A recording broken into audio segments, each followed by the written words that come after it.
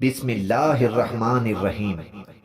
ناظرین، ہم آپ کو اپنے چینل مسلم سٹوری میں خوش آمدید کہتے ہیں۔ ویڈیو میں آگے بڑھنے سے پہلے ہمارے چینل کو جلدی سے سبسکرائب کر لیجئے اور ساتھ لگی گھنٹی کے بٹن کو بھی دبا دیجئے۔ چلتے ہیں اپنی ویڈیو کی طرف۔ حضرت ابراہیم علیہ السلام اللہ کے پیغمبر تھے، جن کو خلیل اللہ بھی کہا جاتا ہے۔ ان کے والد کا نام تارخ تھا، جن کو آزر بھی کہا جاتا ہے۔ حضرت ابراہیم علیہ السلام قصبہ اہواز میں پیدا ہوئے۔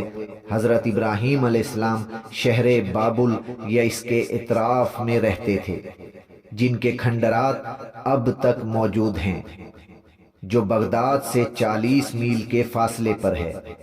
یہاں طوفان نوح سے پہلے غالباً بنی آدم کی آبادی سے ملک آرمینیا، عراق، ایران اور شام وغیرہ موجود تھے۔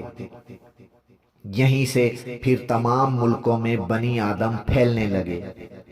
حضرت ابراہیم علیہ السلام کے زمانہ میں بت پرستی کا بہت زور اور رواج تھا، اس لیے بابل اور نینوا کے بعض مقامات کو باجازات سلطان روم کھدوایا تھا، تو سنگ مرمر کے عجیب و غریب تراشے ہوئے بت مختلف صورتوں کے برآمد ہوئے، جو بطور نمائش وہاں رکھے گئے۔ ناظرین، ایک دن نمرود بادشاہ نے خواب دیکھا کہ ایک ستارہ طلوع ہوا ہے اور اس کی روشنی سے آفتاب اور مہتاب بے نور ہو گئے ہیں۔ نمرود نے خواب دیکھنے کے بعد نجومیوں سے دریافت کیا کہ یہ خواب کس طرف اشارہ کرتا ہے، تو نجومیوں نے جواب میں کہا کہ ایک ایسا بچہ پیدا ہونے والا ہے کہ جس کے ہاتھوں تیرا تخت الٹ جائے گا۔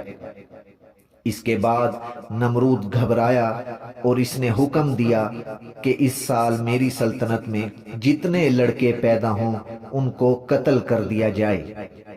یہ بات جب حضرت ابراہیم علیہ السلام کی والدہ نے سنی تو وہ ولادت کے وقت ایک غار میں چلی گئیں اور وہاں حضرت ابراہیم علیہ السلام کی ولادت ہوئی۔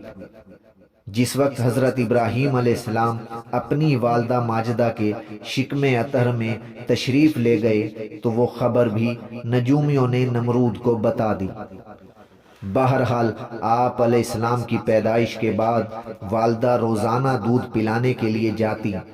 ایک دن کیا دیکھتی ہیں کہ آپ حضرت ابراہیم علیہ السلام اپنی انگوٹھے کو چوس رہے ہیں۔ آپ علیہ السلام ہفتہ میں اتنے بڑے ہوئے کہ ایک ماہ کے نظر آتے، اور ماہ میں اتنے نظر آنے لگے جتنا سال کا بچہ ہوتا ہے۔ انبیاء علیہ السلام ہمیشہ معصوم رہتے ہیں۔ جب ہوشیار ہو گئے تو ایک دن اپنی والدہ سے دریافت کیا، میرا رب کون ہے؟ والدہ نے کہا، میں ہوں، کیونکہ رب پرورش کرنے والے کو کہتے ہیں۔ پھر دریافت کیا کہ تمہارا رب کون ہے؟ والدہ نے جواب دیا کہ میرا رب تیرا باپ ہے۔ فرمایا، ان کا رب کون ہے؟ والدہ نے فرمایا کہ نمرود بادشاہ ہے۔ پھر حضرت ابراہیم علیہ السلام نے دریافت کیا کہ نمرود کا رب کون ہے؟ والدہ نے کہا کہ خاموش ہو جاؤ۔ والدہ نے جا کر حضرت ابراہیم علیہ السلام کے والد کو کہا کہ جس لڑکے کی نسبت مشہور ہے کہ زمین والوں کا دین بدل دے گا، وہ تمہارا فرزند نظر آتا ہے، جو ایسی ایسی باتیں کرتا ہے۔ حضرت ابراہیم علیہ السلام نے شروع ہی سے توحید کی حمایت اور عقائد کفریہ کا ابطال شروع کیا۔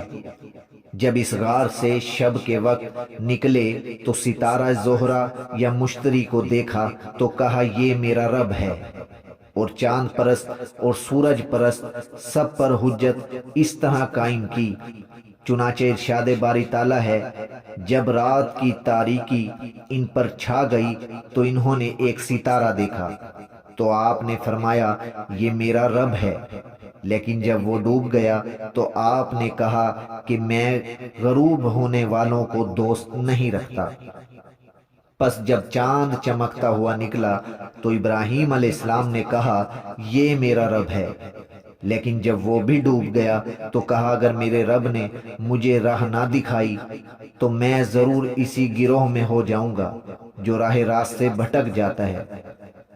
پھر صبح ہوئی اور سورج چمکتا ہوا طلوع ہوا تو ابراہیم علیہ السلام نے کہا یہ میرا رب ہے، یہ سب سے بڑا ہے۔ لیکن جب شام کو وہ بھی غروب ہو گیا تو ابراہیم علیہ السلام نے کہا اے میری قوم، تم جو کچھ خدا کے ساتھ شریک ٹھہراتے ہو میں اس سے بیزار ہوں۔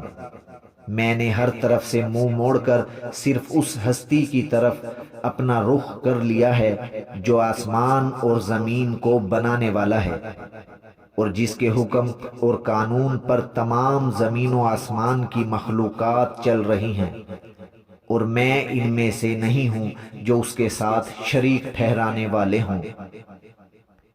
اللہ تعالی ہمیں بھی کفر و شرک سے محفوظ رکھے اور اپنے بڑوں کے نقش قدم پر چلنے کی توفیق عطا فرمائے، آمین یا رب العالمین۔